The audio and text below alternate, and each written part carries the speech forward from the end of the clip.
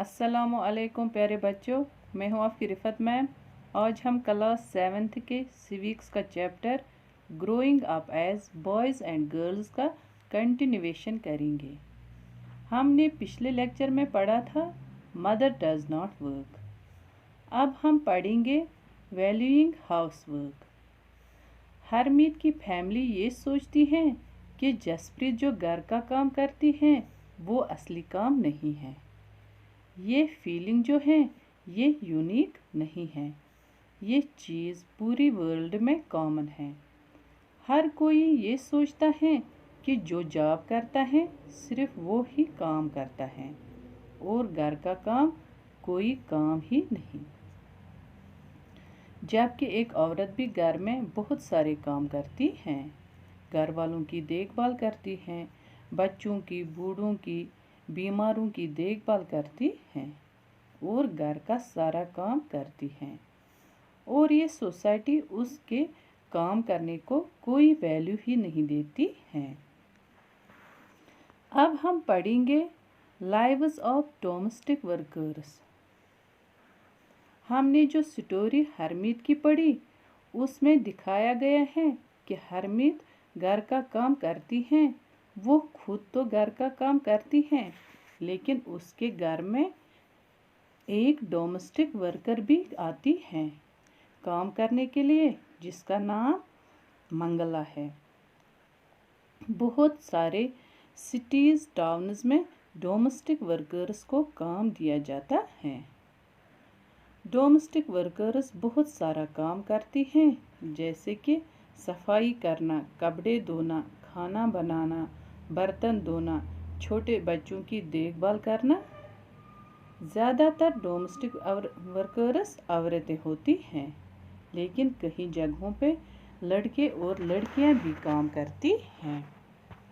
इतना काम करने के बावजूद भी उनकी तनख्वाह कम होती है और उनको ज़्यादा वैल्यू नहीं दिया जाता है। वो अपना काम सुबह 5 बजे शुरू करती हैं और कभी कभार रात के 12 बजे तक काम कर रही होती हैं। इतना सारा काम करने के बावजूद भी उनको उस घर में रेस्पेक्ट नहीं मिलती है जहाँ पे वो काम करते हैं। और यहाँ पे अपना एक्सपीरियंस मीलानी बताती हैं जो उसके साथ हुआ है।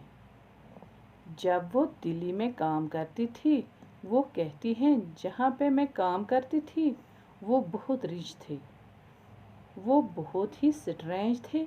जब भी उनका कोई काम करवाना होता था वो चिल्लाते थे। वो कहती हैं मेरा काम किचन में था और दो और लड़कियां थी, वो सफाई किया करती थी। हमारा दिन सुबह 5 बजे शुरू होता था। हमें ब्रेकफास्ट में 1 कप चाय और 2 सूखी रोटियां मिलती थी। हम लोगों को कभी तीसरी रोटी नहीं मिलती थी। जब शाम को मैं खाना बनाती हूँ तो वो 2 लड़कियां मुझसे कहती थी हमें 1 और रोटी दे दो, तो मैं उनको चोरी छुपे रोटी देती थी और 1 एक्स्ट्रा अपने लिए भी बनाती थी। हम लोग चप्पल नहीं पहन सकते थे। घर में विंटर्स में ठंड की वजह से हमारे पैर सूज जाते थे। वो कहती हैं कि मुझे अपनी मीम साहब से बहुत डर भी लगता था और गुस्सा भी आता था। इसमें ये बताया गया है कि एक हाउसमेड किस तरह अपना दिन गुजारती थी। लोगों को लगता है जो हाउसवर्क है ये कोई काम ही नहीं होता है, जबकि हाउसवर्क में बहुत से फिज़िकल टास्क्स होते हैं।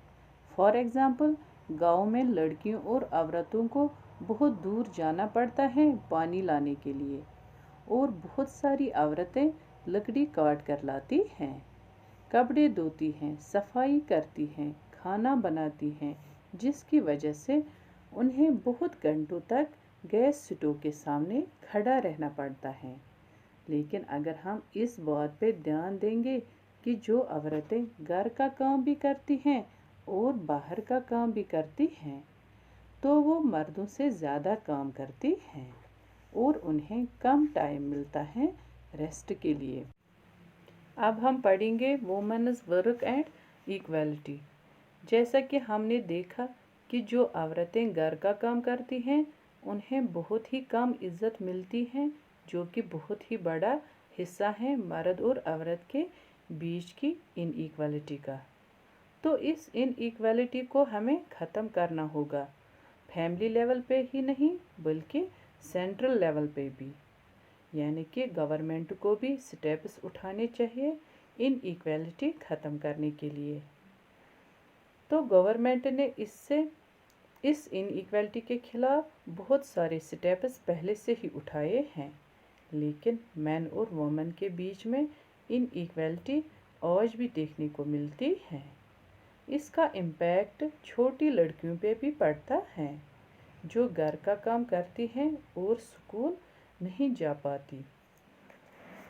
गवर्नमेंट ने ऐसे भी लॉज पास किए हैं जिसमें ये मैंडेटरी है कि अगर किसी जगह पे 30 से ज़्यादा औरतें काम करती हैं तो वहाँ पे साइड में क्रश फैसिलिटीज़ होनी चाहिए। क्रश में छोटे बच्चों का ध्यान रखा जाता है।